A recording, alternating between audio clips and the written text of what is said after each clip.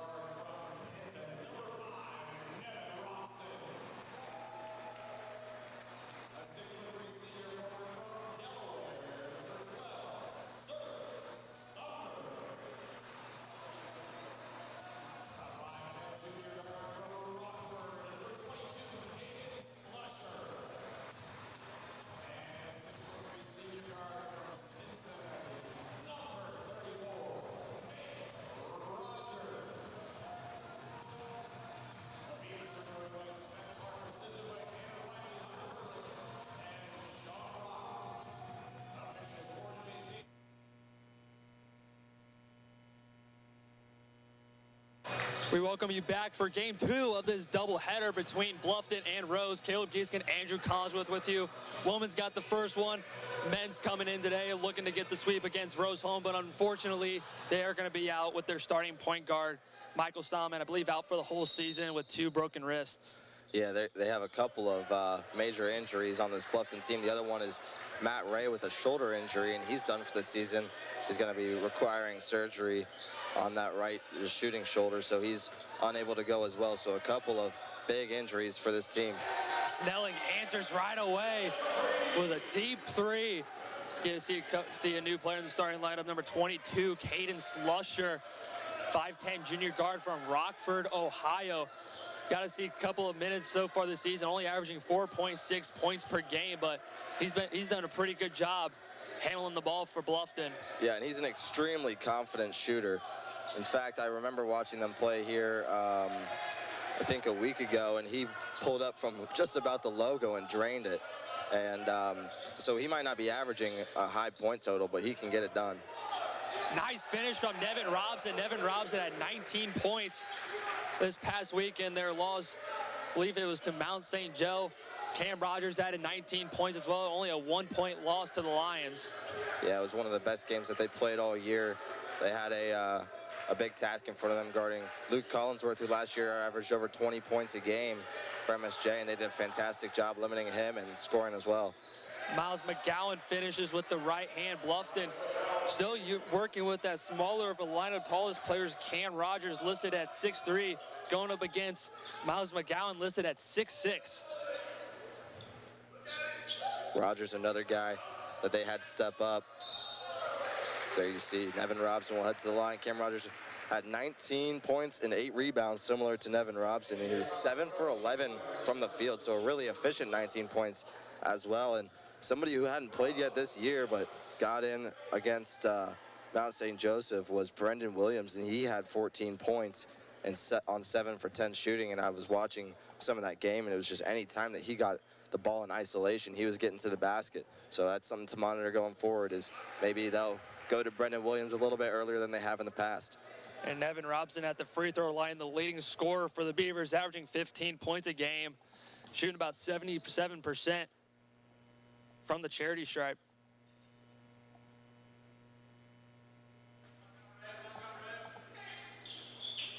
He'll knock down both.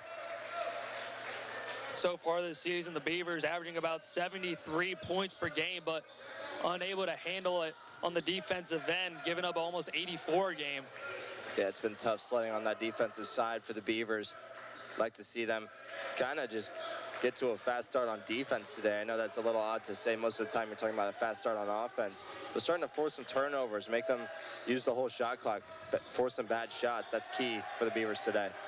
Less than 10 on the shot clock. McGowan going up against Rogers, spins inside, tipped by Cam Rogers, but the ball got tipped.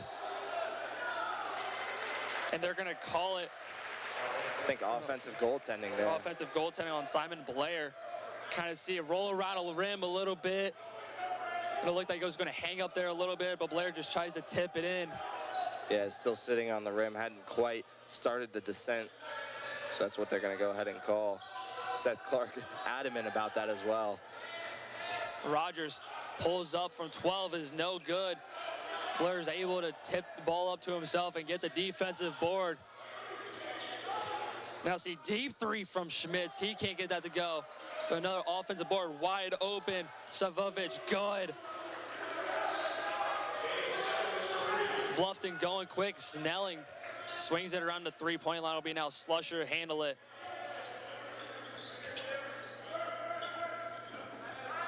Slusher will get her right back. Finds Sumner now in the corner. Going up against McGowan, goes baseline. Nice pass, swings it around. Good ball movement. Rogers can't get the friendly bounce. Ball is tipped and loose. Sumner, he'll shoot the corner 3. That's off the back iron, no good. Great looks there from Bluffton. Now see Studemeyer gets it up top to Blair, and they'll swing it around the 3-point line. Inside McGowan, guarded by Snelling, back out. 15, deep 3 from Studemeyer is no good. And Blair will tip it out of bounds. Already you see the Beavers are more content to let them shoot the three than they have been with other teams, and maybe that's one of the defensive changes that Coach Clark made is, like you mentioned, they're giving up 84 points per game, and Rose-Hulman only shooting 33.9% from three, just slightly below average. Nice dump down to Cam Rogers. Can't get the finish. 4-on-5 goes Rose-Hulman. Blair into the paint.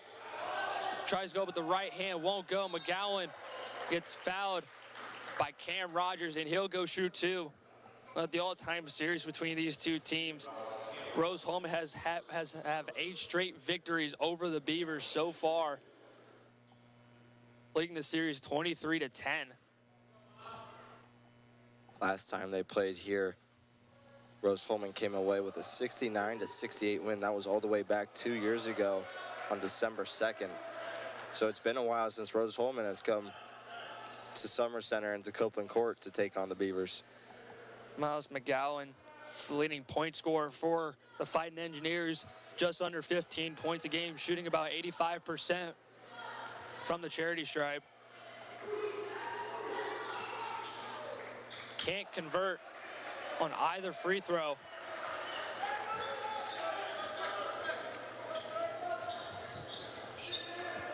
Slusher up top, finds Snelling, a deep three from Ian Snelling, rolls around the rim, no good. Sumner finds a cutting, stealing, tipped, ball's loose on the floor. They're gonna Go ahead and call it jump ball, I believe. Yep, possession arrow points for the Fighting Engineers. That'll take us to our first media timeout with the Beavers clinging to a 7-5 lead.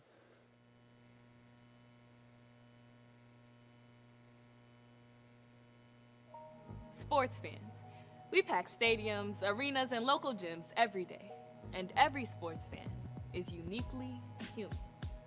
Seeing each play with your own eyes, triggering your own emotions. And as humans, we won't agree on every call, but we can act with empathy and consideration. So put yourself in the official shoes. Be more than a fan. Be officially human.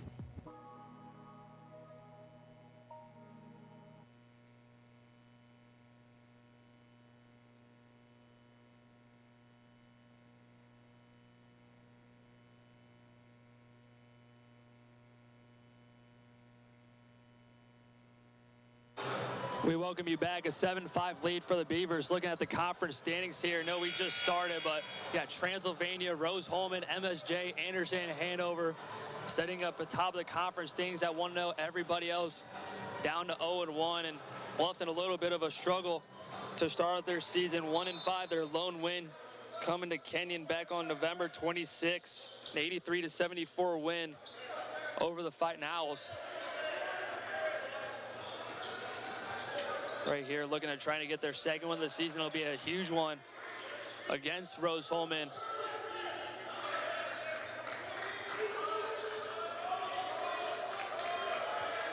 Ball tipped and stolen by Nevin Robson. And go, almost finishes the dunk. Sir Sumner's able to clean it up. Yeah, not often we see many dunks in these games. It's actually pretty rare.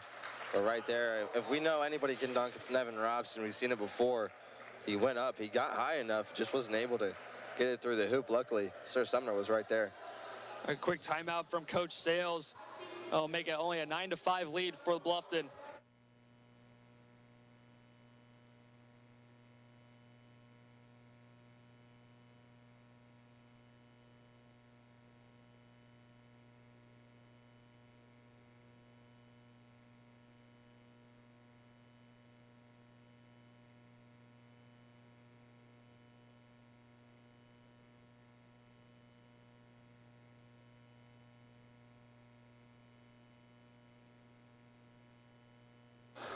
Quick timeout brings us back. 15-10 left in the first quarter. Diamond press coming from Bluffton. Trying to force some turnovers. Rose-Hulman not much known for having turnovers, only averaging 11 a game. Nice pass. Savovic threes, nothing but net. Another three from Daniel Savovic. Yeah, he came into the contest just 6 for 19 from the three-point line, but he's getting it done from there early. A couple of deep shots, keeping Rose-Hulman at a 1-point disadvantage. We'll have a hold. Looks like that'll go up against Joey Schmitz, holding Devin Robson. It'll be his first of the game. A few subs coming in for Rose-Hulman. Number 21, Benny Smith, and number 23, Cole Pride. Checking in for Studemeyer and Blair. Slusher catch and shoot three in the corner, rattles in and out. Another good look for the Beavers. Feel like every single time they've taken a shot from outside the arc, it looks really good. So we're gonna foul on the floor here. Looks like they'll go up against Sir Sumner. Another hold just on the opposite end of the floor, going up against Miles McGowan. Got that little hold there, grabbing around his waist. Can only be Sir's first foul of the game.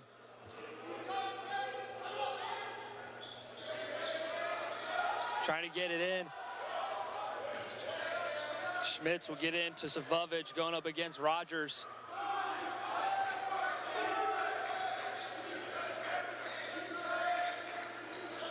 That'll be Smith. Looks to get into McGowan and does. Shot clock down to 5. McGowan double team. 3 from Smith is no good. Devin Robson, one-handed pass into the block of Sumner. Good cut. Cut from Snelling. Has to get it out, finds Rogers. He'll drive. Robson, he'll get stripped.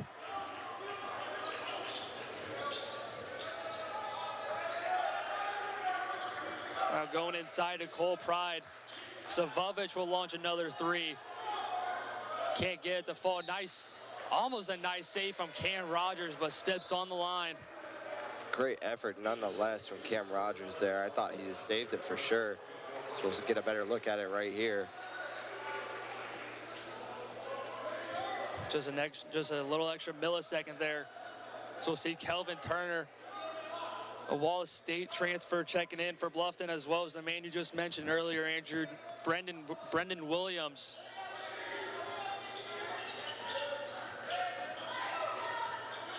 As Smith drives, has to get it back out. Savovich will drive himself. Now McGowan in the paint, goes up with the right hand. Won't go. Great defense from Brendan Williams. Snelling gets it to KT, but will get knocked out of bounds by Benny Smith. Both teams looking for a little bit of some fast-paced offense to start off this first half. Yeah, Bluffton's done a pretty good job of limiting what Rose-Hulman has done offensively, making them use a lot of their shot clock. You know they want to play fast. Snelling knocks down his second 3 of the game. Arguably the best 3-point shooter for the Beavers. He's not afraid to shoot it from deep either. We've seen it a couple times that he's taken that really deep 3 and hit. A great block from Cam Rogers. Rogers finds Kelvin Turner in the corner. Nice jab step, his 3. Can't get it to go. All by himself, Schmidt for 3.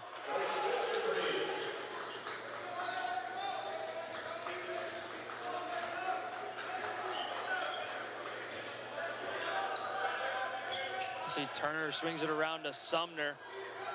Back up top to Turner. Turner goes left, finds Rogers in the corner all by himself, and gets the friendly bounce. We've been seeing the friendly bounce a lot so far today. We saw it a lot in the women's game. We're seeing it here with 12 minutes left in the first half in the men's game. And you just hope it keeps up for the Beavers. It seems like every single time that we get a good look, it just barely rims out, and today it's going our way. Heavy pressure from that diamond press, but we'll get a foul on Sir Sumner, and that'll take us to the under 12 immediate timeout. Great shooting from Bluffton early, 15-11, Beavers with the lead.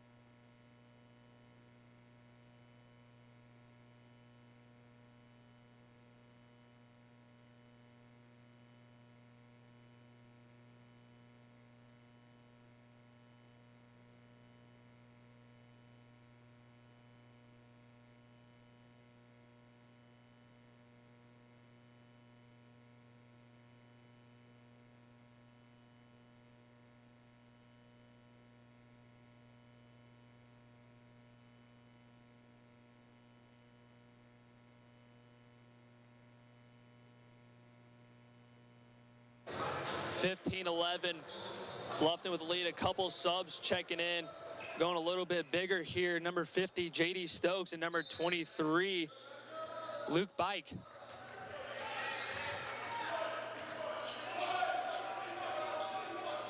Start off here with Joey Schmitz handling the ball. Pull up from the top of the key. Yes, sir.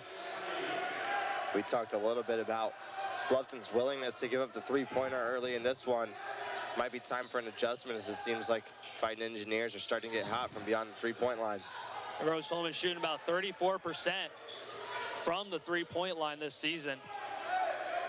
Only makes it a one-point game now. Brendan Williams looks to take it himself, going up against Schmidt, as Schmidt will pick Williams off, and Snelling with the interception.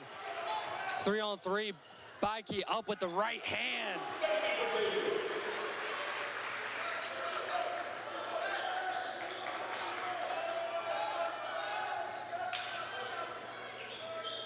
Now see in the corner, it'll be Benny Smith.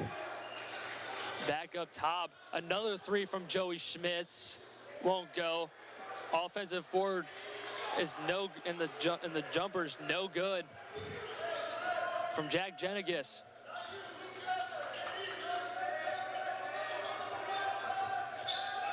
We'll see ball loose on the floor again. Stolen by Savovic. He'll get called for a foul. I believe that'll go up against J.D. Stokes. Yeah, too many turnovers for the Beavers on those couple of possessions. They got bailed out a little bit because while Rose-Hulman was on the fast break, they gave it away, and Ian Snelling came up with the ball, passed it down low to Luke Bikey, and he was able to finish. They actually called the foul on Ian Snelling as he'll check out for Nevin Robson. Daniel Savovic shooting about 75% from the free throw line, only attempting his 5th and 6th free throws of the season. Can't convert on either.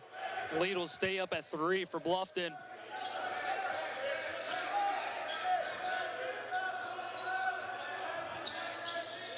Robson will handle it. He'll drive into the paint, loses control of it, but there will be a foul call. Not sure who it is against. And it looks like it'll go up against Benny Smith. That'll be his first. See Robson now back at the free throw line.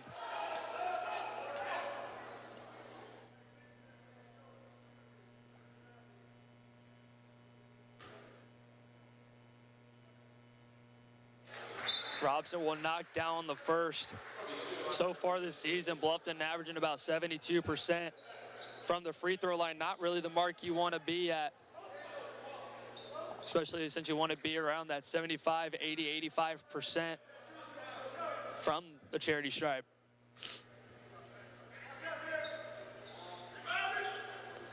Second one is long. Savovic will bring it up.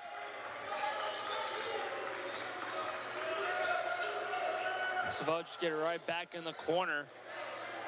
So we are now halfway through the first half. Savovic goes baseline, finds Smith wide open in the corner.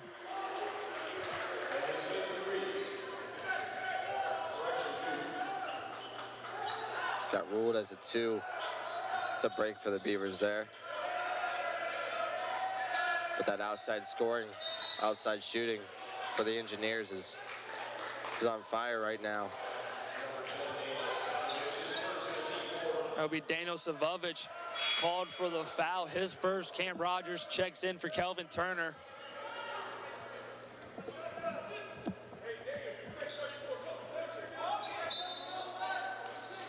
Nevin Robson to trigger in.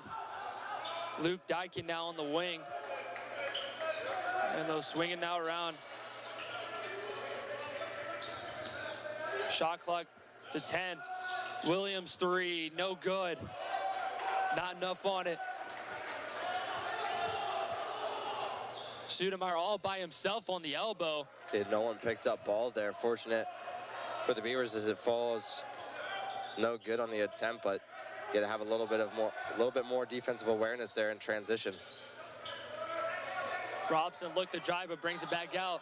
Williams, mismatch. Dykey, blocked.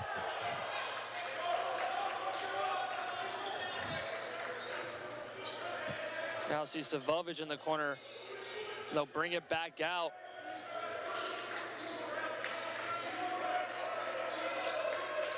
Jenica short corner, gets it back out. Savovic will launch another three. He can't get it to fall. It's fast-paced. First half hasn't really yielded a ton of points. Both teams kind of just playing or shooting average from the field and three-point wise. It's kind of what it's allowed Bluffton to keep this lead. Brendan Williams' three doesn't hit the rim. Both teams shooting about 30% from the three-point line so far this game. Smith's three, top of the key, doesn't fall. And Brendan Williams is unable to hold on to the defensive board. Sir Sumner will check back in. William Layfield will see the floor for the first time tonight.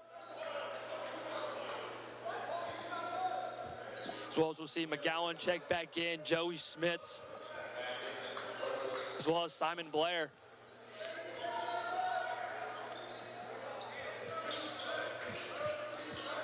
Now 8 minutes left here in the first half. Will be now Studemeyer up top, getting guarded by Layfield. Gets stopped, back out, catch and shoot from Schmitz. No good, and it will have an offensive foul against Simon Blair. You see Blair's not very happy with that call. Doesn't matter though, as it'll go the Beavers' way. We'll have our under 8 media timeout.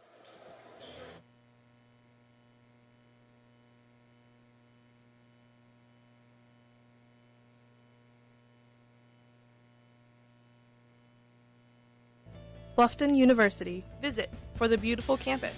Apply for the academic excellence and national achievements. Enroll and become one of the many Bluffton graduates who are making a difference in their communities. Visit bluffton.edu today.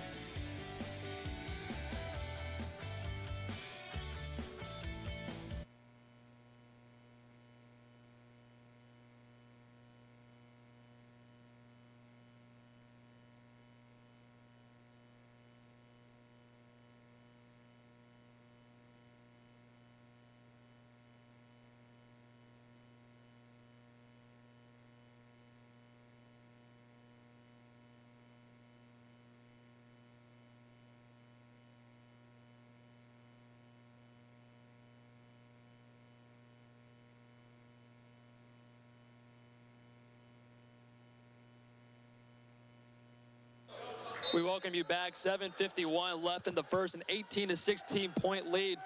Kind of looking here, Andrew, the first half was really high scoring, very fast paced, but ever since then, haven't really seen much scoring from either team.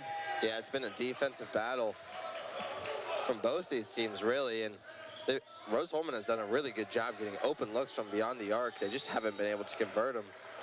Devin Robson's going to be called for the foul there.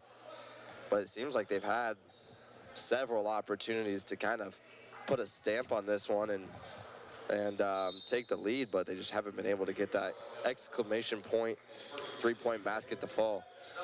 Snelling check back in for Bikey.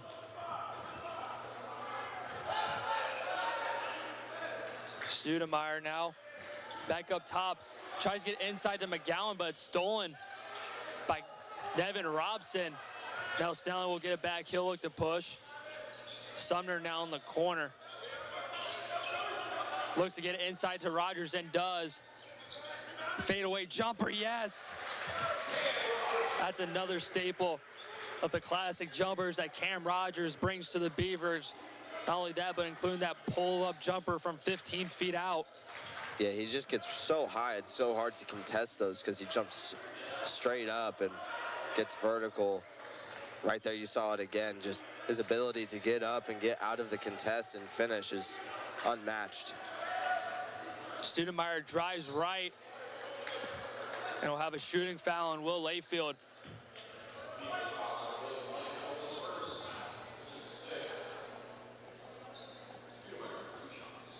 It'll be Kobe Studemeyer, averaging just about a little over 8 points a game, also shooting his 5th and 6th free throws of the season.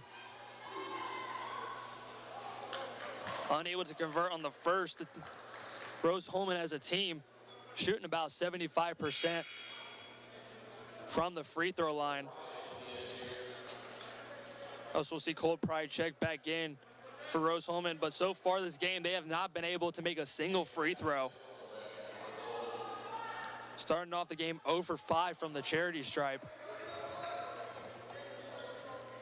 And a decent free throw shooting team. They're 75%. Their opponents are 67%, so they've definitely had that edge this season. Starting 0 for 5 is not a good sign, and those are 5 easy ones to give yourself the lead. Slusher will now come back in for Bluffton.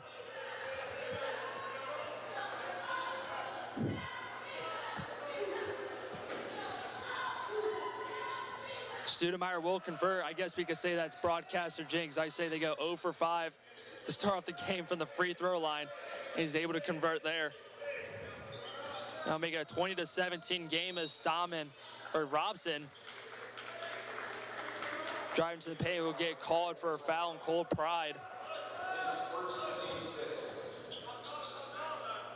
Looking at this Rose-Hulman team, they're very, very well spread out in their scoring. Not one person, you know, while they do have a leader in points, obviously, not one person does it all. It's a good mix of guys, and that can make a team really dangerous when anybody can score at any level. As the ball rolls around the rim a few times, it won't fall from Cam Rogers. As Studemeyer might have got away with a little bit of a push there, but he'll get it right back. Inside to McGowan. Backing down Rogers. It will get called for travel. Only their 4th turnover a game. Like I said, not much turnovers from this team, only averaging 11 a game.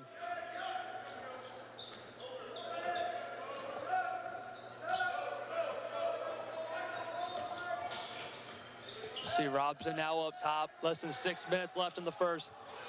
Robson against McGowan, shot fake. Snealing will take the drive. He can't finish.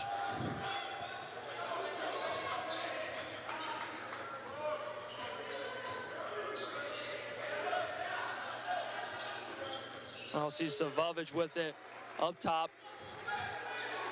Swing it around, Studemeyer. McGowan backing down Snelling. Back out, Studemeyer's 3. Doesn't hit the rim, up and under. Pride can't finish, but we'll get the shooting foul. I'll go up against Cam Rogers. Cold Pride has only attempted 2 free throws on the season. He's 0 for 2, but he's 4 for 10 from 3, so that makes you think that percentage isn't going to last very long. If he's at least a decent 3-point shooter, you got to imagine that he can get it done from the line as well. First one from Pride isn't good. Sir Sumner check back in for Bluffton. Jack Jenigas come back in for Rose-Hulman.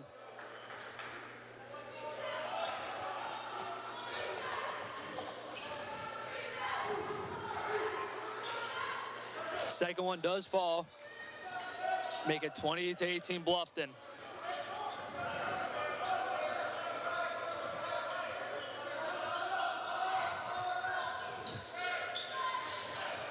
Nice pass over to Slusher. His 3-pointer is good. Caden Slusher from deep. He'll get his first points of the game. Caden Slusher not playing a whole lot at the beginning of the year, but has kind of stepped up into a bigger role with Michael Stammen and Matt Ray out. Right there, you see why Coach likes him so much. He's done a pretty good job, 5 for 12 going into today from the 3-point line, and he converts his first attempt in this one. Rose-Hulman staying around the perimeter as that 3-pointer falls for Joey Schmitz. This Rose-Hulman offense is every kid's dream to play, and just hucking threes left and right, and they're going to live by the 3 and they're going to die by the 3. And today they're doing a pretty good job of making sure that their defense is able to stop them when they're missing them, and they're coming right back with the 3s of their own. The 3 from Pride isn't good. Like you said, in the amount of 3 points shots they have 24 shot attempts so far this game. 16 of them have been from beyond the arc. Yeah, and looking at their free throw numbers too, they've shot 68 free throws. For comparison, Bluffton has shot 115 on the year, so they really do thrive in that outside game. That's what they want. So they're not driving a whole lot. They're not playing a lot of low man inside, high to low basketball. It's a lot of exterior perimeter shooting. Studemeyer drives into the paint, finishes with the right hand. Studemeyer makes me eat my words, but either way, I mean, we've seen it. Like you mentioned, 16 three-point attempts, 2/3 of your shots being three-point attempts is a pretty crazy number. But if anybody can do the math on it, it's the engineers. Sumner goes left, loses control of his shot clock, down to 10. Gets it to Rogers on the right block, going up against Pride. Get called for the foul. It's a good head fake there by Cam Rogers. That's why he was able to draw that foul, because he gave him the head fake, the shot fake, and they got him off of his feet, and that's when he went up for the second attempt, and that time he drew the contact and the foul. That'll take us to our under 4 and final media timeout of the first half. Tied 23-all here at Copeland Court.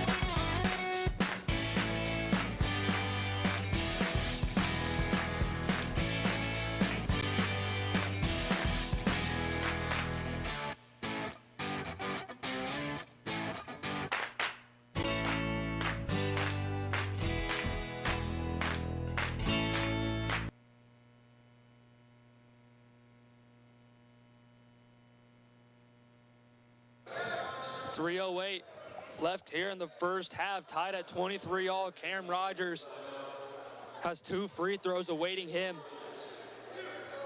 Averaging just about 6 points a game, shooting 45% from the charity stripe. Cam Rogers is a guy that Coach Clark desperately wants to get going. There's a reason that he's been in the starting lineup for now 6 out of 7 games. I mean, we've seen it in the past. He has the ability to, when he's hot, just kind of take over a game with both his mid-range and inside game. So Coach Clark is going to keep sticking with him until he gets hot. Brendan Williams will check in for Sumner. Luke Beike will wait to check in. Cam Rogers, a Tiffin University transfer a couple years ago. Played under Coach Guy Neal in his last season with Bluffton. Rogers will knock down both.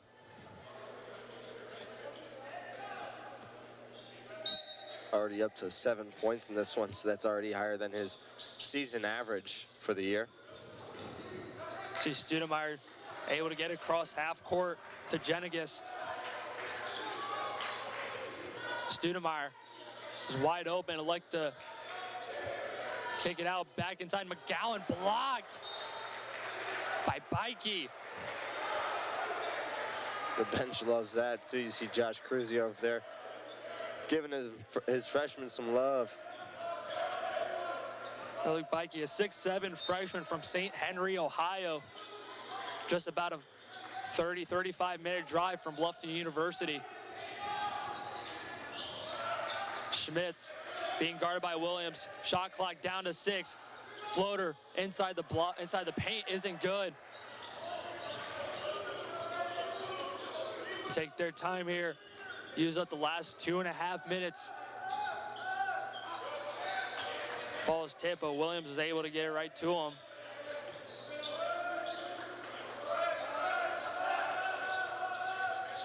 Robson, nice over-the-head pass to Snelling. Inside, Williams goes up with the left hand. Nice tip from Nevin Robson underneath. I'm not sure how he got that to fall. Looked like it was tipped by the Rose-Hulman defender just as much as it was by Nevin Robson.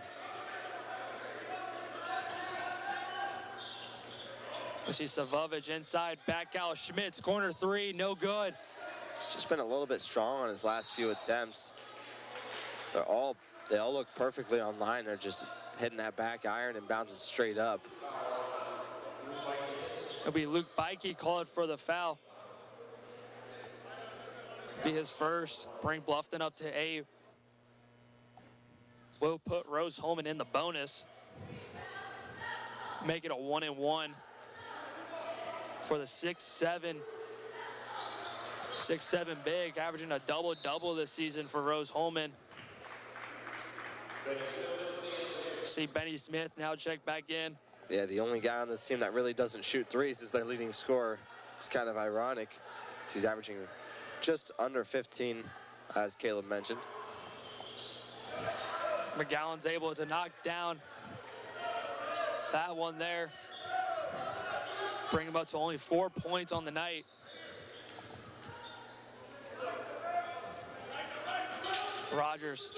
Robson going baseline.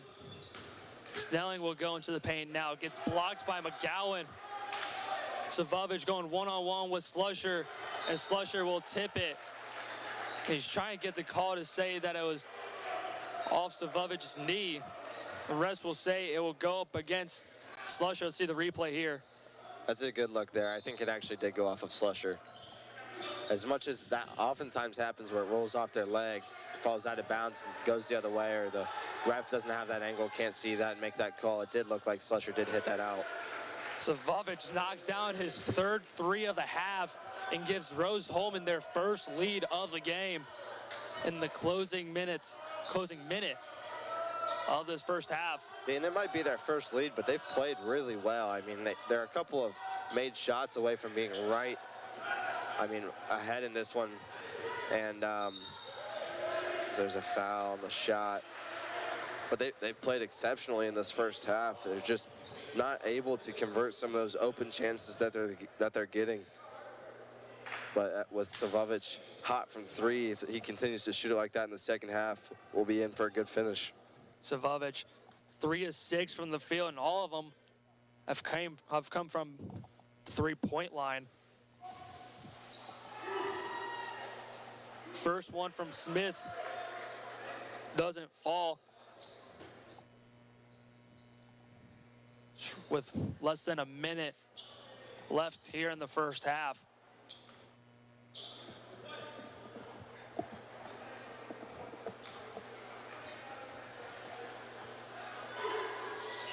Second one doesn't go. McGowan gets the offensive rebound.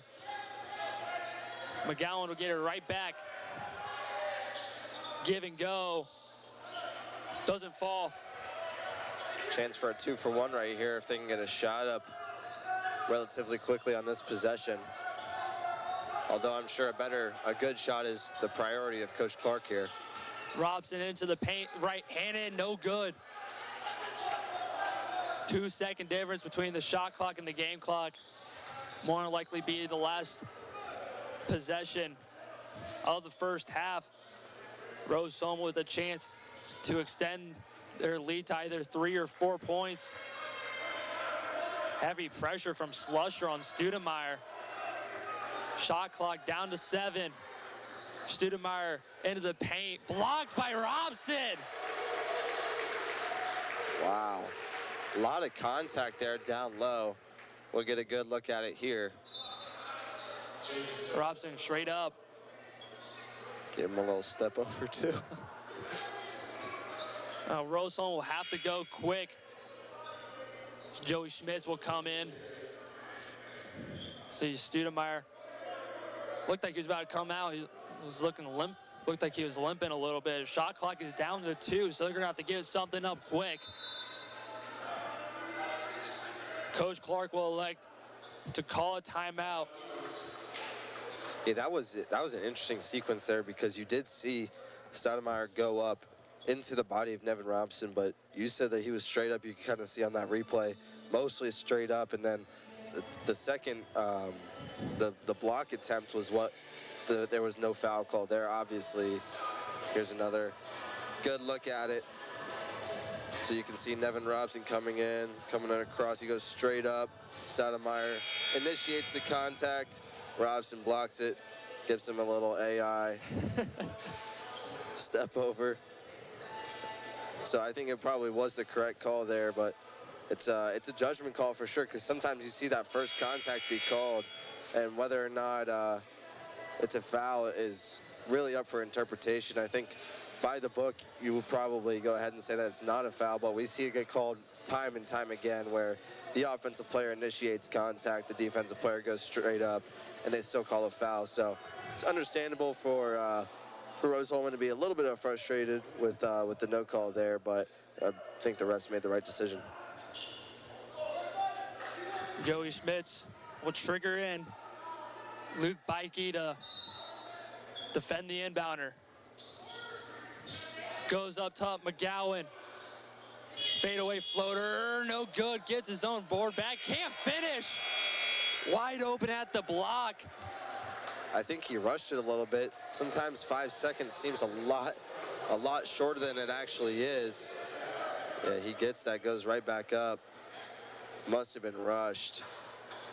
Now take us to the end of the first half with Rose-Hulman clinging on to a 1-point lead. We come back, I believe we got an interview with one of the star offensive tackles for the Beavers, Marcus Finley. And after that, we'll come back with the second half stats and the keys to the game.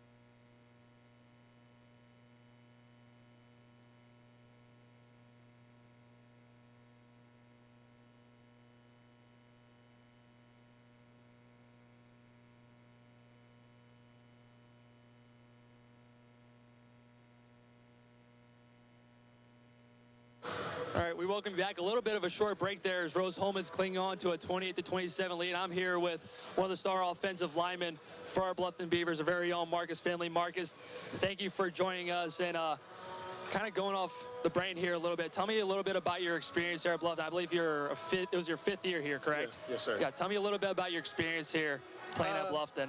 It was a great experience, you know, great to make memories with my guys up front. Like I said, I've been here for 5 years. So it was fun making memories with my guys, you know, coming to games, basketball games, baseball games. Just as a football aspect, it was great. You know, we didn't get as many wins as we wanted to, but like I said, I had fun out there. Yeah, you talked a little bit about your boys up front, referring to Q Nelson, David Warfield, and Mario Freeland. I believe basically you guys been playing that. You guys were the front five basically your whole entire career here. Yes, sir.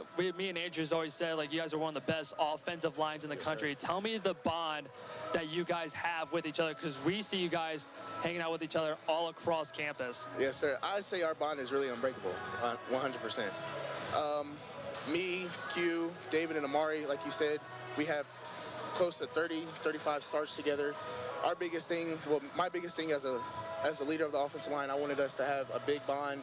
So we go play basketball together, we go play football together, because if you look at the whole offense, us 5 up front have to be on the same page every play. We have to know what we're doing every play. So I feel like us up front, if we know what we're doing, if we're all on the same page and we do our job, then we can execute at a high level. Yeah, also kind of talk a little about the quarterback situation you had. Since I've been here at Bluffton, you've had quarterbacks like Blake Ryan, Xavier Rarrell, Evan Unruh this past season. Yes, sir. Tell me what it's been like to have a new quarterback every single season, the transition you guys had to make on the offensive line, especially, I believe you were the right tackle, correct? Left tackle. So, yes, yeah, tell me about what that transition was like. I'd say it's kind of difficult getting used to a new quarterback every year I've been here. But I just wanted to let him know that we have his back. We're trying to take as much load off of him as possible. I'd even tell him, like, I've played every year, I started every snap, you know, so I tell him, I'll try to take the load off your back as much as I can. You just got to let me know. Some games this year, I was trying to tell Evan what linebacker to call, if he really didn't know, or if he was making the wrong call. I'll tell him, this is the right one. We got to make this call. So it was just very difficult from having a new quarterback every year and just trying to get used to them. So every quarterback's different. Every guy likes certain things. Every guy doesn't like certain things. So. All right, kind of looking ahead in the future here. I know we've had like a couple NFL teams kind of just like check out the teams. Whatever. What's your future goal? Like looking ahead of you, I know for you, you want to continue playing football, whether that's NFL or some other professional league. What's your goal here? What's your dream from after playing here at Bluffton? Make it to the league, of course. I would go play Canadians, USFL, NFL, overseas. I wouldn't do arena though. I wouldn't do arena. I'd go anywhere, honestly. Like when we're all kids, you know, we all have that dream of playing in the NFL. Like now it's starting to come to a realization like, oh, I have a chance. So my plan is to get a trainer. I have a pro day in March, either Toledo or at Bowling Green. So I just got to really ball out for that. And then, yeah, hopefully I get that call, you know. Marcus Finley, a name that you guys are not going to want to forget. Marcus, thank you for your time. No problem. Coming up here and doing this interview. When we come back, we'll have the first half stats and some keys to hopefully Bluffton getting this sweep. Once again, Marcus, thank you for this time. Thank you for your time here. Thank you. Appreciate it.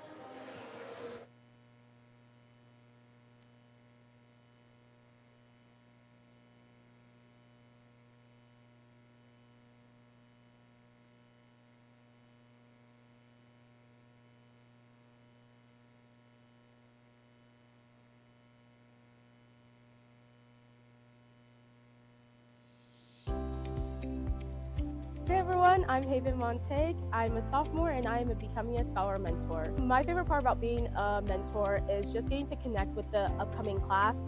I definitely have made a lot of new friends and helping them to get acclimated around here. So for me, the Great Adventure, when I went last year, I loved the wilderness aspect. I got to connect into my faith as I'm really built through God, and it just felt so amazing to walk the trails and get to connect to my class.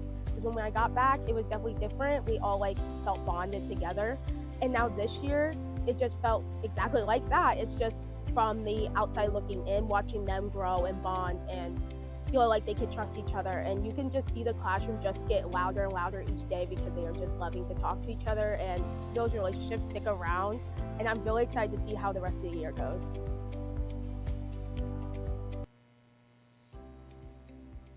Hi, my name is Carter Ritchie and I'm a senior communication and media major. I chose Bluffton because I felt very much at home as soon as I got on campus. Everyone was very welcoming, and when I met with professors and students, I felt like I wasn't just a number like I had felt at some of the other universities that I had visited. My favorite course that I've taken so far at Bluffton is Communication for the Common Good, just because it kind of sets the standard for what my other communication classes have been. One way that Bluffton helped me decide on a major was mostly through professors, because I thought I knew what I wanted to do when I came to college, but I quickly realized that I wasn't on the path that I thought was most beneficial for me later in life. And the professors pointed me in the right direction. I explored a bunch of different majors before I figured out that communication was the major that I fit best in.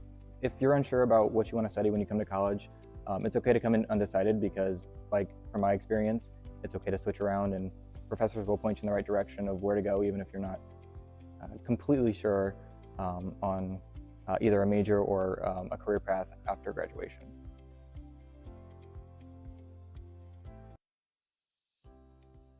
My name is Ashley Cloker. This is my third year at Bluffton University, and I am a mathematics major. My favorite class pertaining to my math major is my calculus class. It was my freshman year, and it was with a lot of the friends that I have now. I chose Bluffton because of the faculty and all the people here at Bluffton really welcomed me into the community, and it made me feel like I was at home. After I graduate, I plan on becoming a teacher, a math teacher at the high school level, and a coach on the side.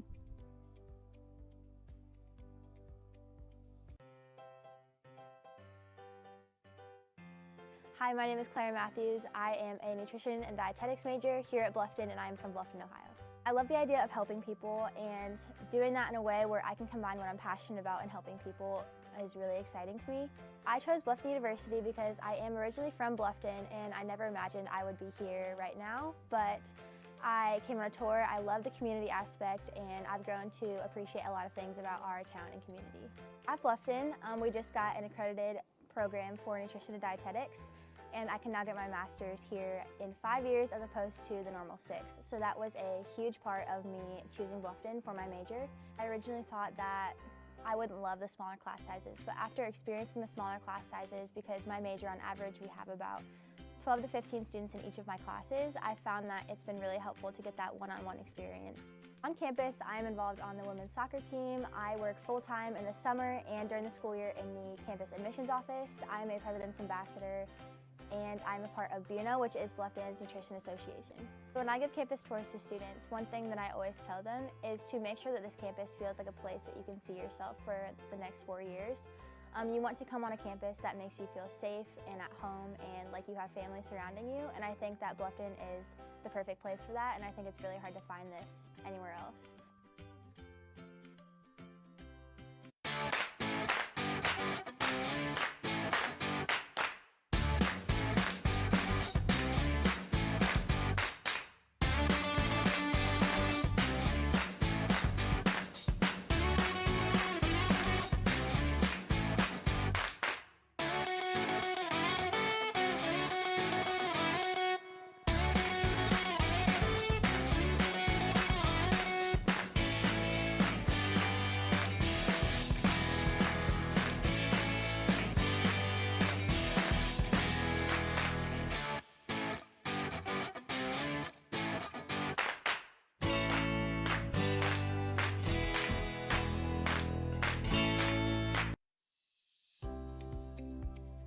My name is Madison Shepard, and I am a senior social work major. I chose Bluffton because I came from a smaller school, so I like the small atmosphere of being able to just know everybody and wave to people on campus and just see how they're doing.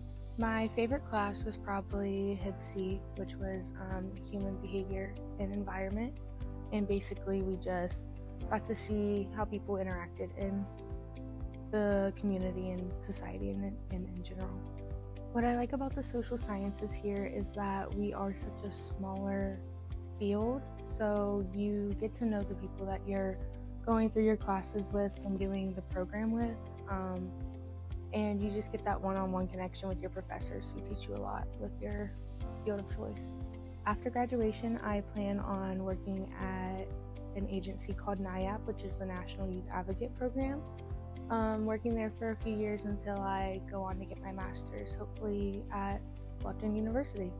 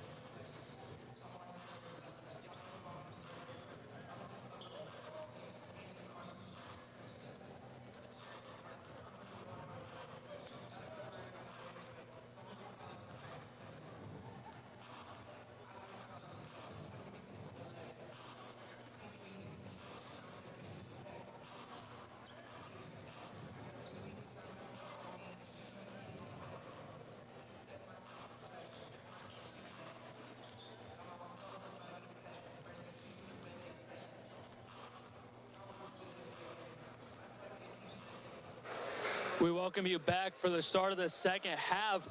Rose-Hulman clinging on to a 1-point lead, 28-27.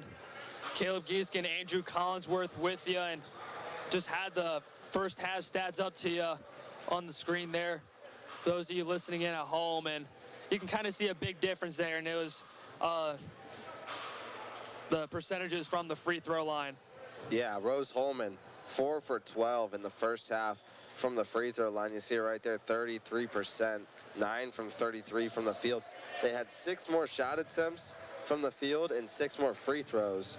They just weren't able to convert on those free throws or on those extra chances from the field. So they should kind of be kicking themselves for not being up by more than just one, because they've been playing pretty well, haven't been turning the ball over a ton, which is what you expect out of Rose. Rebounding well, not allowing a ton of offensive rebounds, only 4 in favor of Bluffton, 11 for the Fighting Engineers.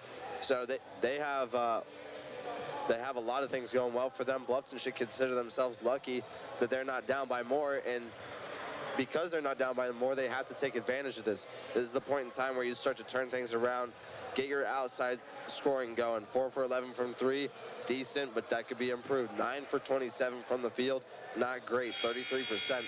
So they're gonna need a couple guys to step up big time down the road here to try to turn this thing around, get some more scoring going. The defense has been pretty good so far for the Beavers. It's just going to come down to, can they score enough points to stay with Rose-Hulman? Kind of looking at some of the records here under Coach Sales. Rose-Hulman is 28-10 under Coach Sales when they out-rebound their opponent. So it might be huge for Bluffton here to try to attack that offensive glass a little bit more, as they only have 4 second chance points, but it is only to Rose-Hulman 6, so they are right there with them. But like you said, the biggest thing is just the free throws coming from Rose-Hulman. See Sir Sumner's first shot of the second half doesn't hit the rim, but Sumner will get it right back. Looks to get it back himself, won't go. Little surprising, we did not see Connor Martin in the first half. He'd been starting majority of the games for the Beavers, and just Coach Clark deciding to go with a little bit of a smaller lineup, and J.D. Stokes not playing too many minutes either. Simon Blair will get the first points of the second half as he tips it away from Snelling. Wide open, Schmitz on the wing, no good. He'll find Slusher, shot fake. No, bring it back out.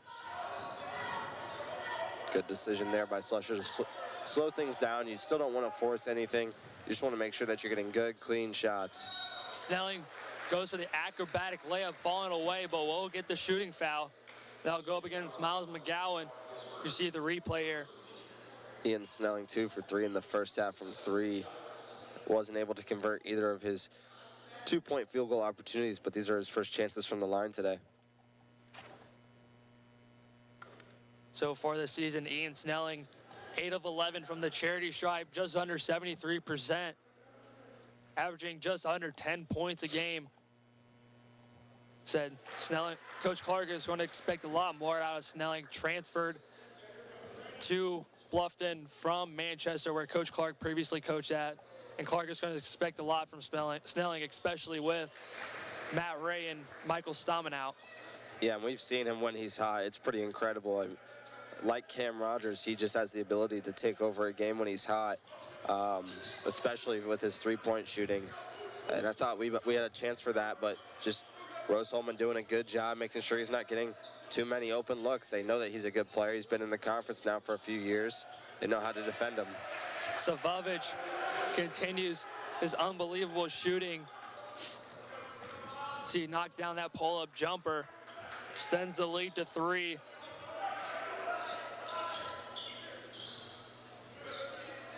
Cross court to Sumner. They'll bring it back out. Robson in the corner.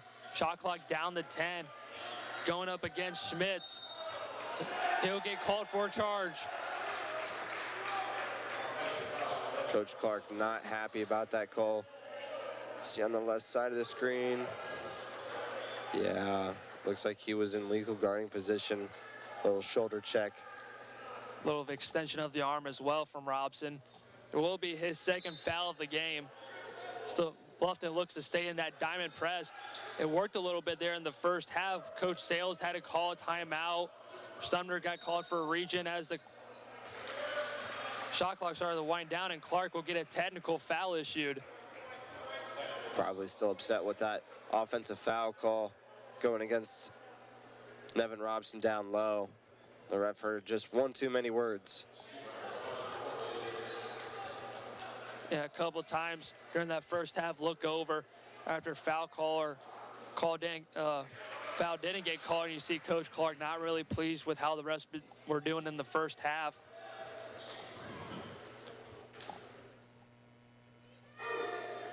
Studemeyer will be able to knock down both and extend their lead to 5. Only 2 minutes into this first half, and it seems like Rose-Hulman has so much momentum going their way.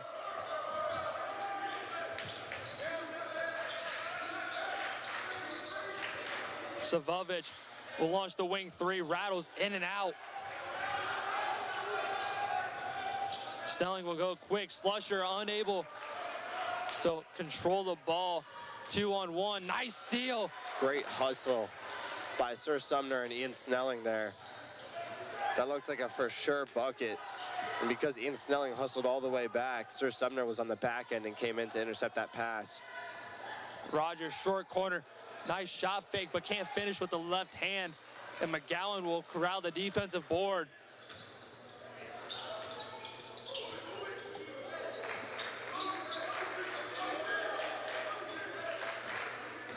Now see the handoff to Savovich at the elbow, down to McGowan, guarded by Rogers, and finishes with the right hand.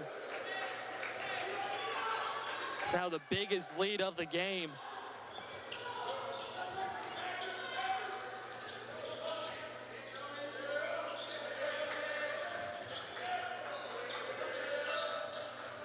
Bluffton's still yet to convert a field goal opportunity here in the second half. Another unforced error and a turnover for the Beavers. Now up to 10 turnovers in this game. They had 6 after the first half. So 4 already in the second half in less than 4 minutes of action. Not a very good pace. Savovich looked to drive, but they'll bring it back out.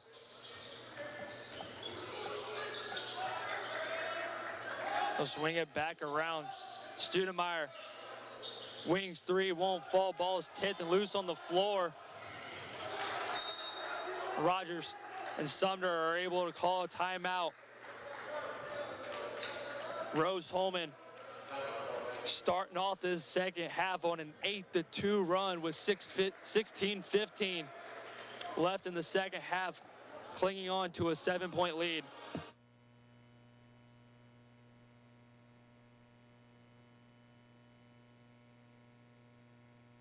Sports fans, we cheer on our favorite teams at fields, gyms, arenas, and stadiums. But have you ever wondered what it's like to be a referee? Verbal abuse from fans, parents, and coaches is the #1 reason why many referees are walking away. And they're not being replaced quickly enough by new ones. So put yourself in the official shoes, act with respect, and be officially human.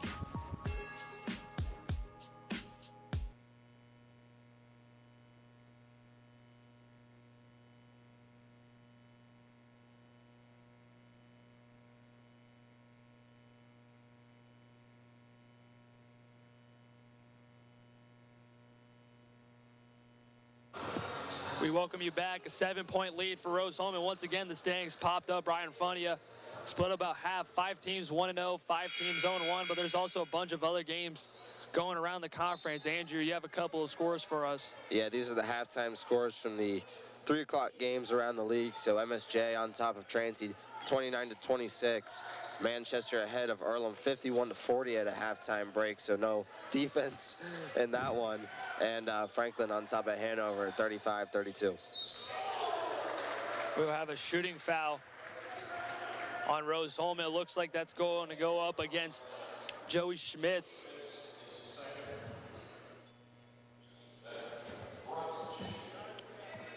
See Robson now back at the free throw line. Has a majority of the team's free throws. 3 of 4 in the first half. First one's off the back iron. See Kelvin Turner checking in for the Beavers. Another 3-point specialist for Bluffton alongside Ian Snellen. Second one does fall. The lead's down to 6. Still no field goals in this second half. All the points coming at the line for the Beavers.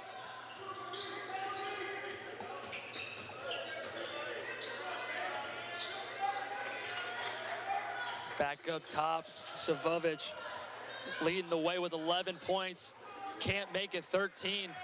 Defensive boards handled by Nevin Robson, pushes it up quickly to Snelling. Robson into the paint, will get a foul call on Simon Blair.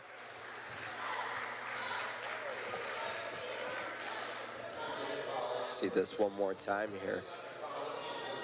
Yeah, got his right arm. Looked like maybe got ball first. Hard to tell. But Nevin Robson, nonetheless, heads to the line. See Nevin Robson averaging just over 15 points a game. First one rattles in.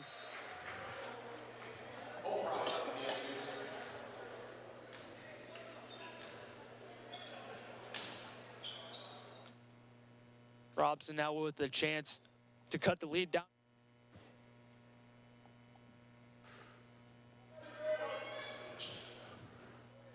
Second one will rattle in and out.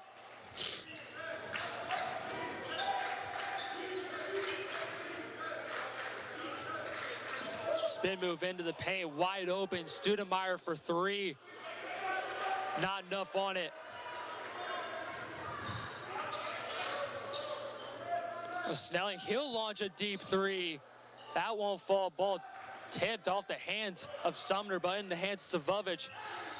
Schmitz going up against the body of Rogers. That's a tough finish right there. Going into the body, Joey Schmitz getting it done.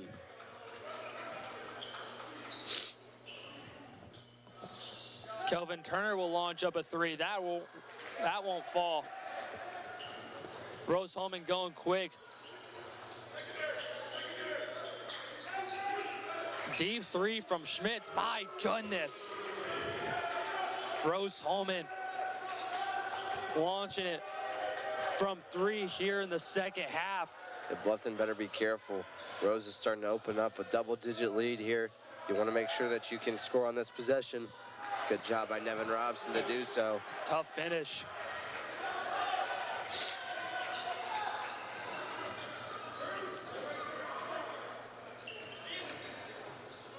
That's how McGowan on the block gets tipped by Rogers, gets it out, and a 3-pointer won't fall for Schmitz. Ball's loose on the floor, but Robson will hang on to it. Kelvin Turner going a little bit too quick here. They have to bring it back out and reset.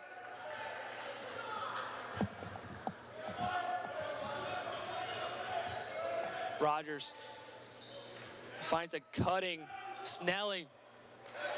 Can't finish with the layup. And Snelling will get called for the foul, his second of the game. Yeah, that's a little bit of frustration coming out from Ian Snelling right there.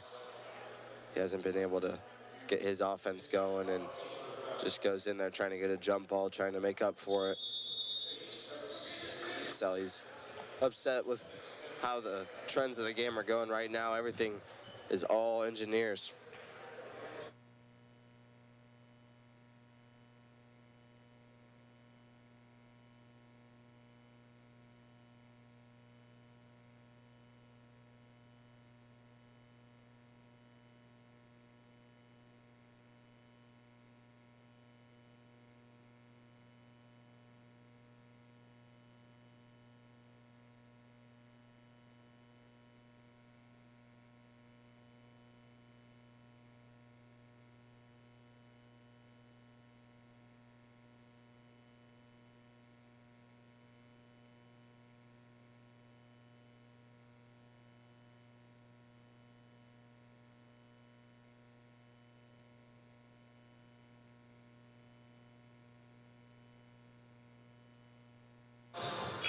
13:36 left here in the second half.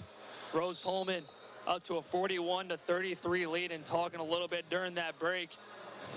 Bluffton just in a little bit of a shooting slump starting off this half. 1 for 7 from the field and 0 for 2 from beyond the three-point line. Yeah, they did a good job in that first half, driving and kicking, finding the open guy on the outside arc. Haven't done a whole lot of that in the second half. Also, looking at just from a numbers standpoint, 6 turnovers in the first half, 5 assists.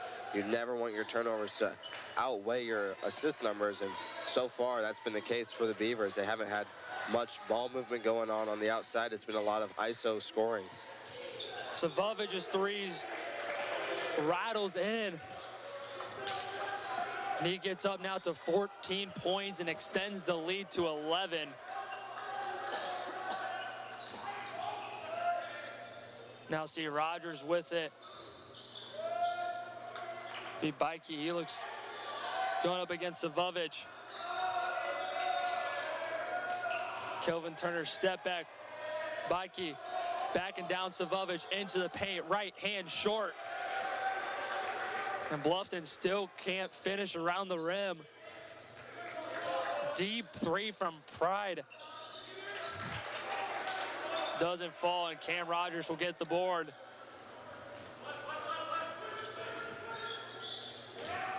Nice pass over to Cam Rogers, tries to the paint, blocked by Benny Smith, but it will be a foul. Have to take the most of these opportunities at the free throw line. Cam Rogers, decent free throw shooter. Gonna need these two to fall. Rose-Hulman has done a great job here in the second half, distancing themselves, excuse me, and building that lead. Bluffton just not much going offensively for him. The foul went against Jack Jenigas,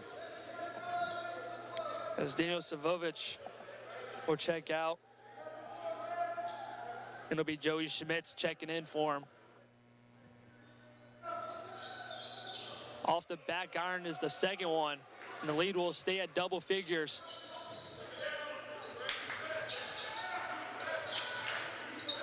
Gets it inside to Pride. They'll swing it around. Pride will get it right back. Going into the paint, almost gets blocked by J.D. Stokes, but Schmitz is able to finish. It's a little bit of a mismatch there as J.D. Stokes up on the guard, Joey Schmitz. Just able to use his good footwork and quickness to get around J.D. Stokes. No matter how big J.D. Stokes is, he wasn't able to reach that one. What a deep three from J.D. Stokes. J.D. Stokes not known much of a three-point shooter, 2 for 5 on the season, and he makes it 3 of 6. Yeah, he's worked on that aspect of his game a lot, and if you talk to him compared to his freshman year, you know, he never shot threes. He was playing down in the post and the paint the entire game, and now Coach Clark wants to go do more of a 5-out scheme offensively, and J.D. Stokes has been that guy filling in and being able to shoot the outside shot sometimes. Sumner tries to get it into Bikey, but will get tipped and stolen by Rose-Hulman.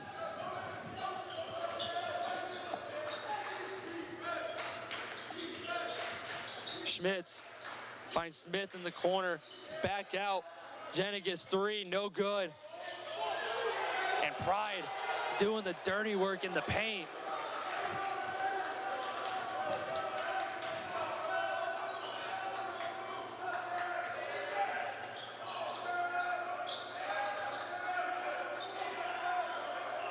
We're swinging around, 10.5 left in the second half. Turner gets stripped by Studemeyer, and it's off. Turner.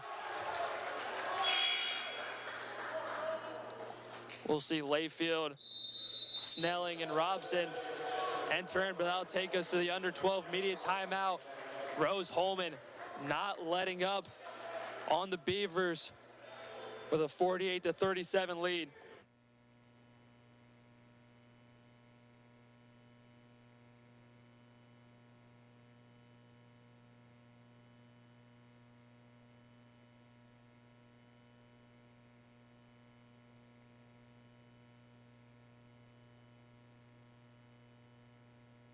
Bluffton University. Visit for the beautiful campus. Apply for the academic excellence and national achievements. Enroll and become one of the many Bluffton graduates who are making a difference in their communities. Visit bluffton.edu today.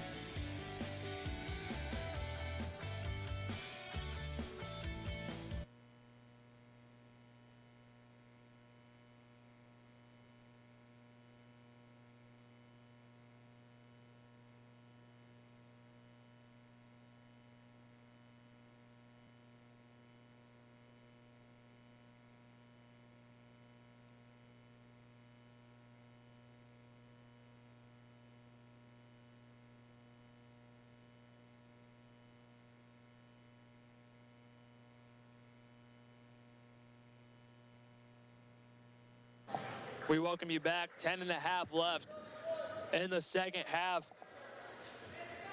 And Bluffton still trying to figure it out. And after a first half where Bluffton had the lead for almost 18 minutes of the 20 that you get in a half, just have not found any sort of rhythm offensively here in the second half. Studemeyer to handle the ball for Rose-Hulman, guard against Kelvin Turner.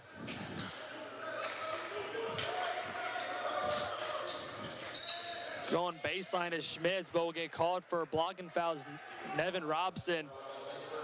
It's his third foul. That's a big foul for Nevin Robson. You know, normally when the Beavers are struggling to score, they just give the ball to Nevin, let him go to work down on the block. With 3 fouls, though, Coach Clark's going to have to be careful with his leading scorer. Bring it back out. Smith, short corner, back out. Jenigas 3, won't go. Cross court, Layfield finishes and one! William Layfield finishes with the right hand and a chance at a 3-point play. It's a great pass ahead. Good seal, as you see right there by JD. Will Layfield finishing and the foul. Big time bucket for Will Layfield. Jenigas gets his second foul. Miles McGowan will check back in for the Fighting Engineers. So William Layfield finally gets on the board, converting the layup there. Looking to convert the and one and does.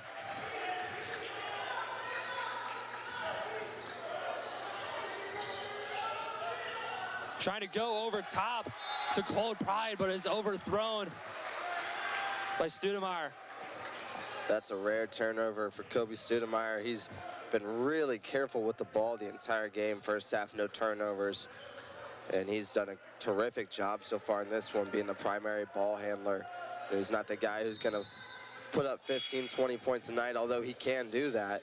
But he's just done a really good job handling the ball for them, and right there, a rare mistake. Only the second turnover of the half for Rose-Hulman. Kelvin Turner, his wing 3 off the back iron. And Cole Pride able to get the defensive board. Keep it at an 8-point lead for Rose-Hulman. Almost stolen by William Layfield, but he will run into Joey Schmitz, going for that steal. It will be Layfield's second.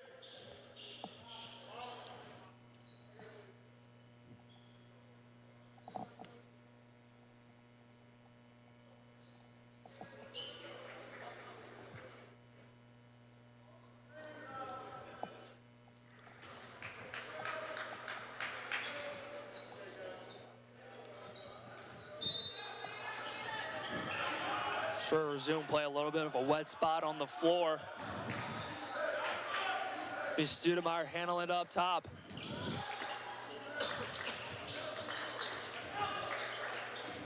Savuvic finds Studemeyer in the corner, give and go between Studemeyer and Pride. Shot clock down to 3. McGowan has to throw it up, gets his own board, can't convert, ball tipped out of bounds off McGowan.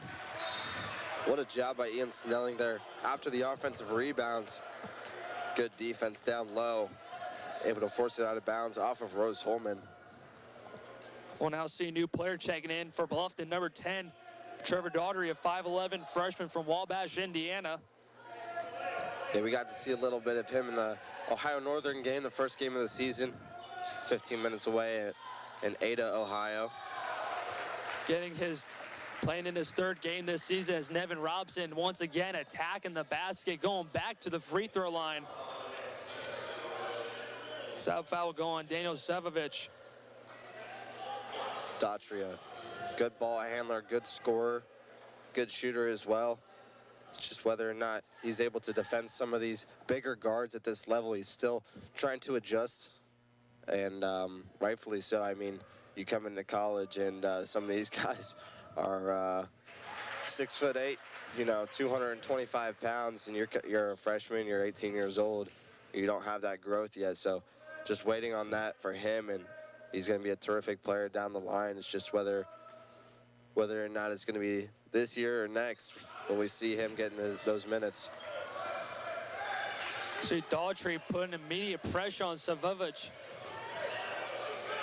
Sevovic loses it. Daughtry diving on the floor. You love to see that from the freshman. Schmitz goes baseline on Stokes. Back out to McGowan.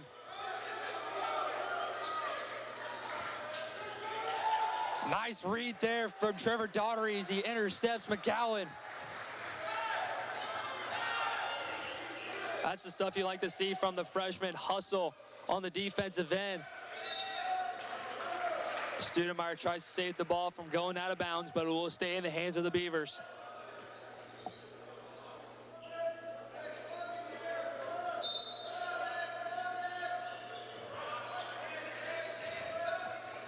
Daughtry will get it on the wing for three. Yes! That might be the spark that the Beavers need.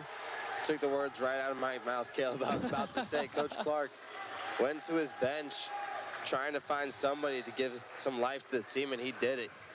Trevor Daughtry with the life preserver three. Leads down the floor. McGowan on the elbow. Studemeyer pull up from the free throw line is short. You can feel the momentum in the gym starting to shift just a little bit. Score here would go a long way, not only in terms of the scoreboard, obviously, but also just building this momentum, trying to get your lead back.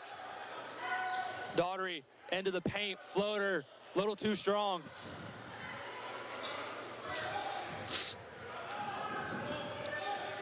We'll bring it up to Schmitz. We'll swing it around.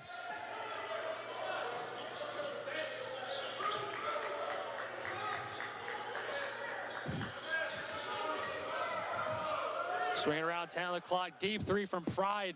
Doesn't fall. McGowan with the offensive board. And it'll be a foul on the floor committed by J.D. Stokes. So we'll now see Connor Martin checking back into the game, a player we haven't seen that much late in games, as Coach Clark usually went with the smaller lineups. But that'll bring us to the under 8 immediate timeout. Bluffton trying to get a little momentum back with 7:09 left in the second half, down 4.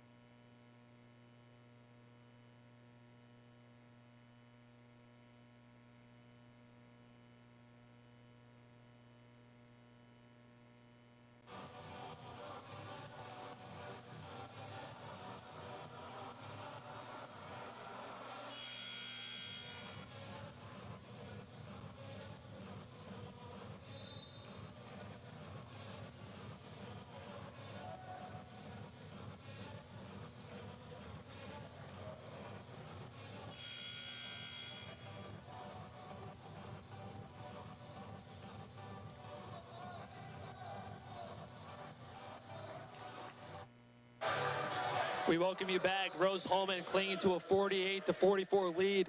Connor Martin now checking in for Bluffton, a player that we called a lot the past few years in the starting lineup, hasn't really seen the court that much. Like I said, with Coach Clark usually going with the smaller lineup. Pride's floaters, cash money. Robson looked to go quick, but will bring it back out. Snelling, deep three from the wing. It's off the back iron. Connor Martin trying to get the offensive board, but it's tipped out of bounds by Miles McGowan.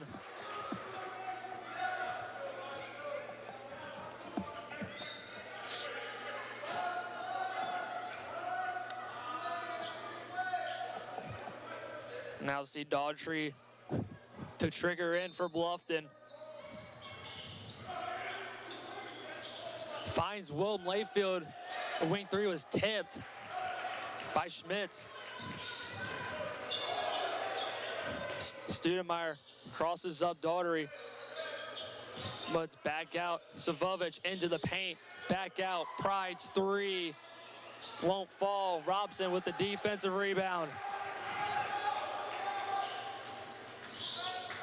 Daughtry, he'll launch a deep wing three. That one's short. Couple deep threes from the Beavers in the last few possessions. Yeah, interesting shot selections, but with two guys who have pretty good three-point shooters, you are okay with those shots sometimes because you hit those and they become huge momentum shifts. Cutter Martin gets fouled hard by Pride, and he is down on the floor.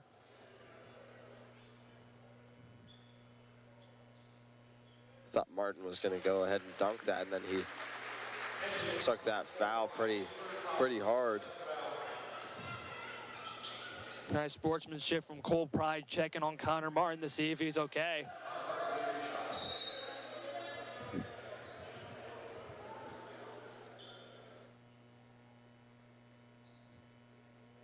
Sir.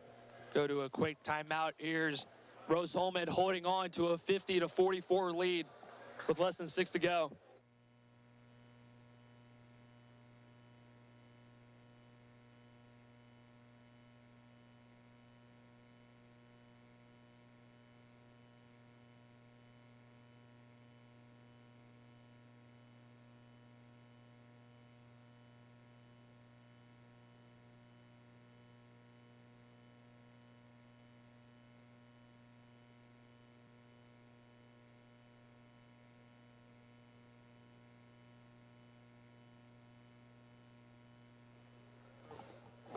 We're going to welcome you back here. I think they might be looking to see if it was a flagrant foul. Flagrant or clear path. Those are the only two things that I could think of here that they're looking at the monitor for. Kind of look at the replay here, and you can see Connor Martin cutting through the middle of the paint, and Pride just comes out from underneath and kind of just didn't really make an effort to block Martin. Didn't look like anything malicious, so I wouldn't think that they're going to go ahead and give this a flagrant. Maybe possibly a clear path. I still don't know. It's close. A lot of times people will say, like, it's hard to tell in real time, but once you slow it down a little bit, then you might be able to tell whether there is a foul or not. But even then, when you slow it down a little bit, it's still kind of hard to tell. Yeah, it was just kind of awkward. It was almost like Pride was trying to time his jump. He just wasn't able to, and now the referees are going to talk things over.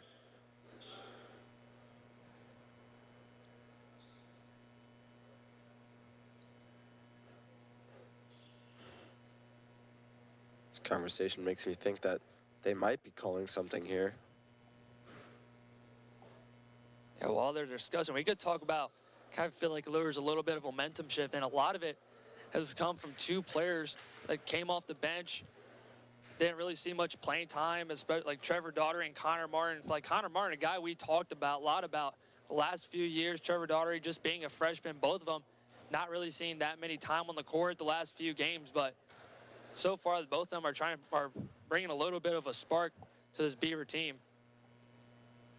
Should get the call here shortly.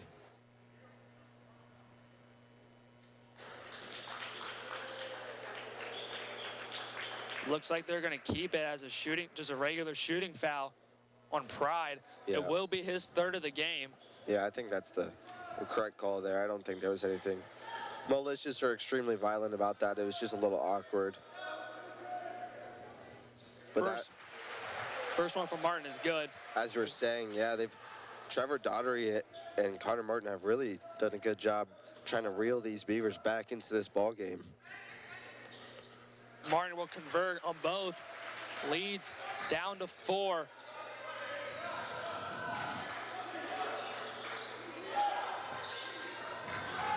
And Daugherty about tips it. But the possession will stay with Rose-Hulman. I talked about this in the first defensive possession for Daugherty. You gotta love it when a freshman just comes onto the floor, hasn't seen the floor at all in this game, and he's just been a pest on the defensive end. Yeah, there's a variety of guys who do it at the professional level. You think about like a Marcus Smart type of guy who just pesters guys, make sure that he's in the passing lanes. And Pride able to finish right next to the rim. Bring the lead back up to 6 with 5.5 left in the second half. Robson tries to get into Connor Martin, but he wasn't looking. Studemeyer over to Pride. That won't fall. Connor Martin got up on that defensive rebound. If he was a player for Rose-Hulman, that was going to be a putback dunk right there. That's how high up he got. Snelling tipped by Schmitz. Was going one-on-one with Snummer, but bring it back out. Pride a 3. Nothing but net. Cole Pride now up to 10. It's a killer shot from Cole Pride right there. Just as you thought Bluffton might have been able to get back into this, Pride comes down and nails a 3. Snelling finds Connor Martin. Can't finish with the right hand. Savovich wide open for 3. Won't go, but the offensive board goes to Rose-Hulman. Schmitz will try 3 of his own. Joey Schmitz is having himself a game now, up to 19 in this one, 5 for 12 from the 3-point line. McGowan loose on the floor. Sorry, 19 points, yep. An 8-0 run for Rose-Hulman. Gets the momentum right back on their side with 4:04 left in the second half, up 12.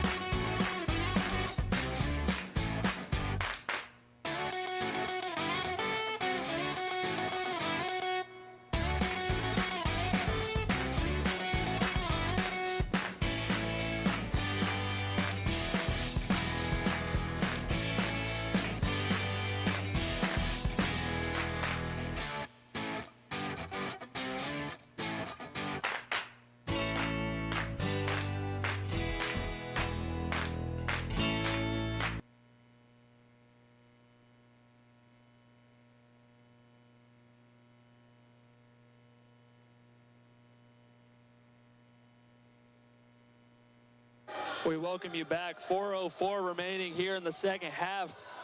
Rose-Hulman pushing their way up to a 12-point lead.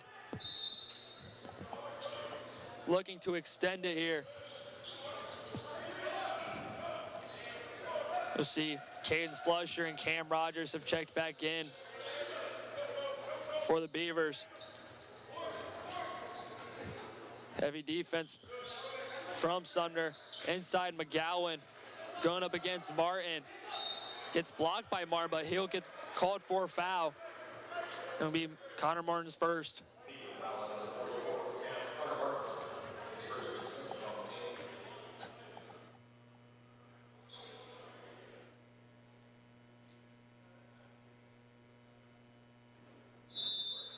Coach Clark knew that it's extended to media. We were waiting on that. So I was waiting on the ref to give us a signal here, and Coach Clark was motioning for his team to come on over. Caleb, it's going to be interesting to see what they try to do here. I mean, down 12, not a whole lot going offensively. I think they scored, what, 18 points here in the second half, 19 points, something like that. Just haven't really found that rhythm, and part of that is due to not having your primary point guard out there, your fifth year, your grad student, Michael Rose-Hulman, who has been big as anybody for this program. And with him out, Matt Ray out, you're forced to find some scoring in guys that you haven't been able to play a whole lot of. Maybe it's Daughtery, maybe it's Bikey, maybe it's Williams. You know, there's a host of guys. Maybe it's Kelvin Turner getting hot one game, Cam Rogers getting hot one game. There's a lot of guys that you can turn to, but at some point in time, Coach Clark is going to have to find out who that consistent player is and get him some, 15, 20 minutes a game, try to build him up to replenish that production that you're losing out of those two players. So this problem doesn't just stretch over the course of this game. It's going to stretch over the course of a few games, just trying to figure out and feel out for this team who's going to be that guy. I mean, you see Caden Slusher in there right now. That's another name in the mix. So there's going to be a lot of guys getting their opportunity to play, maybe for the first time, maybe their first real minutes of the year. And it's just going to be whoever makes the most of that will probably get the nod going forward. Yeah, I couldn't agree more. It don't matter if it's a starter, wherever it's a guy like Nevin Robson, who's been starting ever since he was a freshman, or Cam Rogers, who has some experience at the D2 level, or just anybody. Even if it's a guy on the bench, you just need that one guy to kind of step up, be that leader, and try to get something going for this team. And as of right now, it just seems like still trying to figure that out. Yeah, and the harder thing for Coach Clark is going to be trying to make sure that your guys maintain the faith, especially when you drop a few games in a row and not a whole lot's going right for you. Just try to get guys to know that this is this is a career. One season doesn't define your career. One game doesn't define your career. It's the course of 4 years that really puts you in a position to have a career. As that three from Savovich doesn't fall. Robson going against Savovich, backing him down. Finds Sumner on the corner for his three-pointer, rolls around the rim and in. Bluffton not out of it yet with less than 3 to go. Just need to inject some life into this bench and this crowd. Savovich wide open in the corner, can't finish. Helps when you get lucky breaks like that as well. Sumner behind the back. Has to get it back out to Layfield. Knobs it. Robson will get it. A deep three from Nevin Robson is off the back iron, won't fall.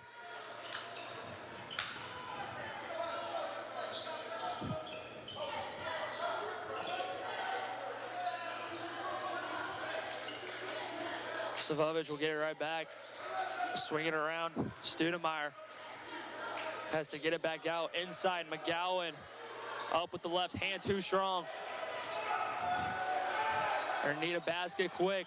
Rogers coast to coast. Can't finish. Ball loose on the floor, but into the hands of McGowan. Cam Rogers is down a shoe right now. Studemeyer alone in the corner, yes.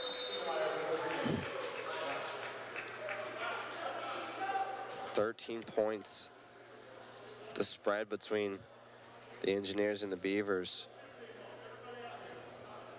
They're only going to stop play for a little bit, just for Cam Rogers to put his shoe back on. I had thought that Coach Clark had called a timeout.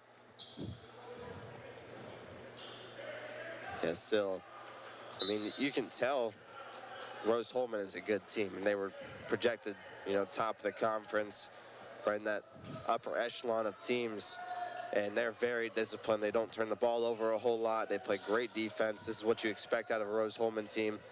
And so it's been a tough task today for the Beavers to try to crack that Rose-Hulman code.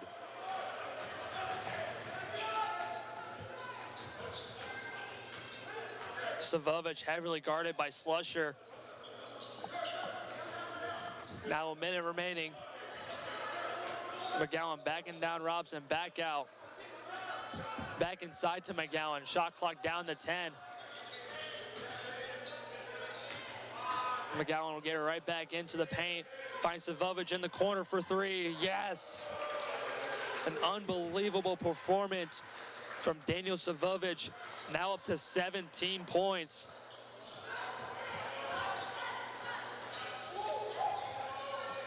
Sumner will launch another three. That's short.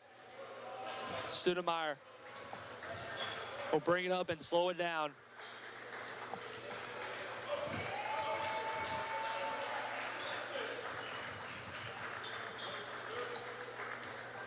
Yeah, Rose-Hulman is going to walk out of here with a victory today. And they have just been, I mean, Joey Schmitz and Daniel Savovich have done a terrific job with their outside shooting. Both of them 5 for 12 on the day, shooting the rock very well. 19 points for Joey Schmitz and 17 for Daniel Savovich. I swear, when I watch them, you know, they're interchangeable sometimes. Their play style is so similar. They've both played pretty well, especially the outside shooting. Here we'll see Sumner take a three as clock's going to run down on this one. And so looking ahead, I mean, what do you think? What do you think our Beavers got to do to get on track? It's interesting to talk about that, because kind of looking at this game, Bluffton finished 14 of 50 from the field. Yeah, that's 28%, 29% from three. But I think a lot of it is you got to try to figure out who your next man up is, who's going to lead this team, because obviously we lost that in Michael Stallman for the rest of the season. People think, oh, it's going to be Matt Ray then. He's out with a shoulder injury for the rest of the season. So it's kind of like, who's going to be that guy that's going to be that man who's going to be like, all right, I'm going to take control of this team, and we're going to turn it around. And they're kind of put in the tough spot, 1-6, 0-2. 1-6 overall, 0-2 in the conference. They're going to be they're in a little bit of a tough spot here on where they go next. They do have Transylvania next week. They have Berea and then Hiram. Then they're back at home against Kalamazoo. So that's going to be a big 4 games coming up for them to try to find out what their identity is. Yeah, and it's interesting too, because they don't have that many true point guards behind Michael Stallman. Like, you can look at Nevin Robson and say, hey, that's a guy we can plug at the one. We can look at Ian Snelling and say he can bring the ball up too, but those guys are naturally 2s and 3s coming down the floor. Same with like guys like Josh Cruzy. So Sumner's probably considered a 3. Like, these are all guys that they're not necessarily guys that you're gonna have bringing up the ball every time. When you look at that next guy up in the point guard position, you'd have to think that is probably Caden Slusher, who got some good minutes today. So it's just gonna be interesting to see who they go to. Today they went to Daughtry a little bit. And like you said, man, it's gonna be a little bit of a bumpy road trying to figure things out without those 2 guys. But it's something that just has to happen. It's unfortunate. There's nothing else you can really do about it. And hopefully you find that hot hand and stick with it. Yeah, Rose-Hulman will improve to 4-2 overall, 2-0 in the HGAC. They will travel to Milliken next Wednesday. This coming Wednesday is Bluffton will fall to 1-6, 0-2 in the conference, and they'll travel to Transylvania this coming Wednesday. Yeah, and before we get going, we got a couple of thank yous to dish out today. First of all, Caleb, this is your last broadcast as a Bluffton University student. Who knows, you're probably going to come back at some point, because we don't have anybody else, and I'll get lonely up here. And they don't, let's face it, they don't want to listen to me talk by myself. They don't want to do it. So I'm going to have to get you back a few times in the next semester. You graduate after this semester, so this is officially your last game as a student. So it's been a lot of fun over the last 3 years now of us 2 calling games. And then we also want to thank not only our sports information director, Bill Hannafeld, who does a terrific job with us, but also Rose-Hulman's sports information director. They put together these fantastic media guides that are very extensive, that have just about everything that you could ever want in here. We're looking at records and jersey numbers and pronunciations is the big one. Yeah, those help out so much. So another thank you there, and then a thank you to Colton Steiner, who's put together a terrific setup for us up here in the booth, our makeshift little booth up here, and put together a great stream, and we just keeps getting better every single time that we have a stream. So we're thankful for him as well, and of course for all of you listeners at home. We hope you enjoy the broadcasts. And unfortunately, Bluffton wasn't able to get a win today for men's basketball. They did for the women. But nonetheless, we appreciate your support of Bluffton Athletics. Yeah, and I just want to give an extensive thank you to all the people you said, all of you listening at home. Like you just said, it's my last game calling, and I'm very lucky. I'm very fortunate and blessed to be able to do something like this. And if you're around the Lima area and you're listening in, I'm going to be around WSN, announcing some games there, and hopefully the future for me, the hope for me is to keep doing stuff like this. Hopefully do bigger and better things with the sports broadcasting, and I've just been so lucky and so blessed to be able to work with guys like Colton and Bill, and especially be with you for 90% of the games that we've done. Yep. So I've just been very lucky, and I thank all you guys for everything you've done. It's greatly appreciated. So for my very final time, Caleb Gieskin, Andrew Consworth signing off as Rose-Hulman gets their second win in the HCAC with a 65-49 win over the Bluffton Beavers. Thank you for tuning in, everybody. Have a great night.